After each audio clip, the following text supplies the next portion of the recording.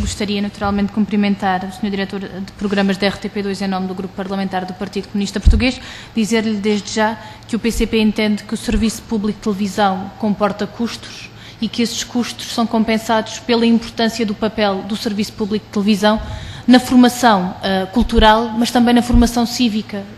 dos portugueses. E por isso entendemos que falar de referência no serviço público é falar naturalmente de custos, mas também de mais-valias a longo e a médio e curto prazo. E por isso dizer-lhes que, de facto, compreendendo as questões de contenção que aqui nos colocou, a qualidade da programação tem objetivamente custos e, portanto, o financiamento público é uma condição fundamental para a garantia da qualidade nesta programação e entendemos, aliás, que é uma marca distintiva e que faz do Serviço Público de Televisão uma referência até relativamente aos operadores privados. E, portanto, quando nos diz de fazer mais com menos, objetivamente é um esforço homérico e nós reconhecemos esse desafio, mas também entendemos que há aspectos e componentes importantes do serviço público que podem ficar condenadas com essa decisão. E, portanto, a questão que também lhe gostaria de colocar é que, se de facto compreende e reconhece que os cortes e não o corte na indenização compensatória, mas algum ajuste orçamental do ponto de vista da RTP pode ter efeitos na qualidade da programação e se entende isso ou não, se pelo contrário acha que isso está salvaguardado. Dizer ainda que o Sr. Diretor de Programas falou-nos aqui do ano de 2011 e creio que é importante a informação que nos traz, mas nós temos acesso ao relatório de regulação da ERC de 2009, que é um instrumento muito importante porque nos faz uma análise comparativa em relação aos outros operadores e nos faz uma análise muito profunda, não apenas da diversidade de géneros, mas também da função da programação, das reexibições e, portanto, é um instrumento de trabalho muito importante, creio, para os deputados de uma maneira geral, mas sobretudo para os deputados que acompanham estas comissões e, portanto, eu creio que era importante valorizar até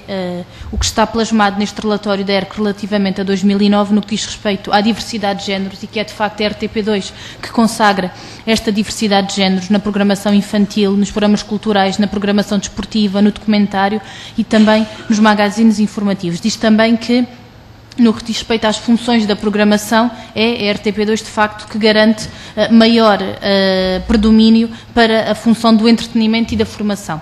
Entendemos também importante a questão das reexibições em horário nobre serem praticamente residuais e que nós entendemos que isto é um fator também positivo. No entanto, havia ainda algumas questões que gostaria de colocar no que diz respeito a questões mais concretas das obrigações específicas da RTP2. No ponto 13 das obrigações específicas, na linha A, diz que deve ser importante e deve ser tido em conta espaços regulares com espetáculos representativos de culturas ou artes de menor visibilidade, designadamente e de forma equilibrada, concertos de música erudita, etnográfica e jazz, peças teatrais ou bailados. Diz ainda a linha C, espaços regulares de divulgação de obras cinematográficas de longa-metragem do moderno cinema português, que inclui produções dos 20 anos anteriores à produção. A linha F, espaços regulares dedicados a curtas-metragens e ao cinema de animação. E ainda ao ponto 14, na linha C, diz, no que diz respeito aos níveis de frequência, que deve ser uma frequência mensal as obras cinematográficas de longa-metragem do moderno cinema português. E, portanto, creio que estas obrigações específicas da RTP2 são importantes e também revelam que o serviço público tem obrigações concretas e, portanto, os dinheiros públicos são bem gastos no que diz respeito às suas obrigações, mas eu entendo que também era importante, da parte do Sr. Diretor de Programas, uma palavra de rigor no que diz respeito a este cumprimento e até no que, pelo esforço financeiro que a RTP, que é hoje exigido à RTP, se isto pode de facto colocar estas obrigações em risco. Gostaria ainda, sobre uma questão em concreta e no que diz respeito aos desenhos animados, nós tivemos na RTP2 formatos muito interessantes com produção, não sei se própria da RTP, mas que, estou-me a lembrar da Ilha das Cores, estou-me a lembrar do Jardim da Celeste e que desde 2009, creio, pelo menos 2010, deixou de estar em exibição. E o porquê desta decisão? Porque, de facto, também tem sido menos presente na programação da RTP2 o que diz respeito à exibição do desporto escolar, que tinha um magazine informativo no sábado à tarde e estava integrado, mas que tem tido uma menor abrangência, e também perguntar-lhe o porquê. Uma vez que nos falou aqui da produção própria e de algumas produtoras estarem hoje, de facto, com uma grande fatia de produção para a RTP2 e para a RTP em geral, se reconhece que o reforço em termos de meios materiais e humanos da própria RTP pode ser uma forma de controle dos custos e, portanto, pode ser também, concluo já, Sr. Presidente, uma forma de equilíbrio das contas da RTP e também de valorização dos meios humanos que tem ao seu dispor e dos meios materiais. Dizer muito brevemente que nós não entendemos que a imposição de sacrifícios no país esteja a ser exigida a todos, porque a quem de facto devia estar a ser exigida está a ser intocável, aliás, por uma política de direita que tem sido assinada por baixo pelo PS e pelo PSD. Porque quando aqui discutimos a tributação dos dividendos antecipados da PT, não vi cá preocupação nenhuma da Sra. Deputada Carla Rodrigues relativamente ao que daí podia advir para o reforço da programação da RTP. O que vi foi uma total indisponibilidade, para que se peça justiça fiscal a quem mais tem condições financeiras de o exigir. E, portanto, quando aqui nos fala dos cortes nos apoios sociais, deve compreender que o PSD é tão culpado na matéria como o PS. Aliás, foi o PSD que aprovou estas medidas de cortes nos apoios sociais e contribui todos os dias para a degradação dos serviços públicos de qualidade.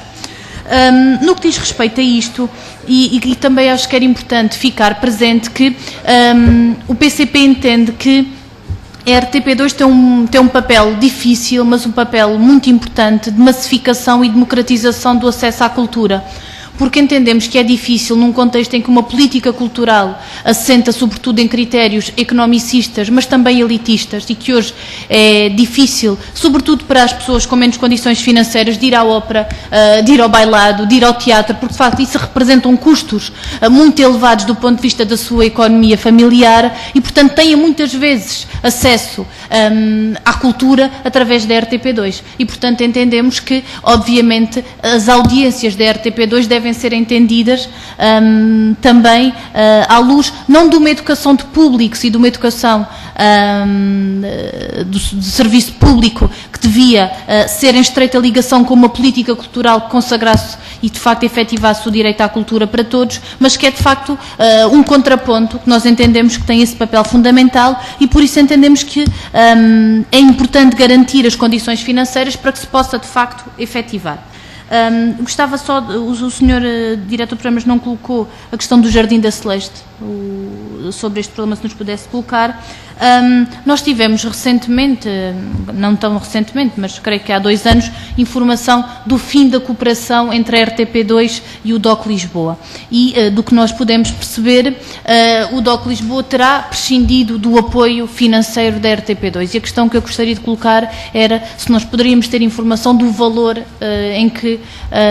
consistia esse apoio. Se nos podia dar essa informação. Obrigada.